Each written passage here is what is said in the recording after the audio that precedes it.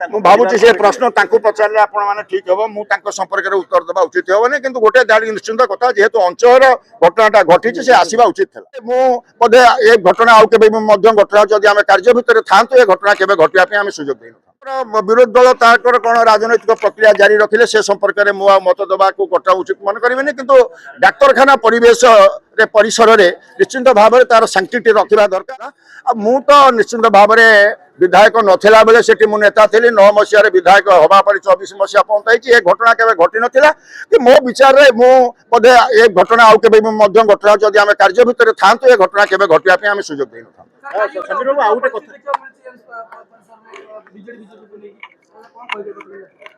ये तो तांकर विरोधी दल तांकर कौन राजनैतिक प्रक्रिया जारी रखिले से संपर्क में मु मत देवाक गोटा उचित मन करें, किंतु डाक्तरखाना परिसर रे निश्चिंत भाव में तार साङ्क्टिटी रखा दरकार। कहीं हजार हजार रोगी जेहेतु गोटा सेवा दिया रोचे तार साङ्क्टिटी रहा दरकार।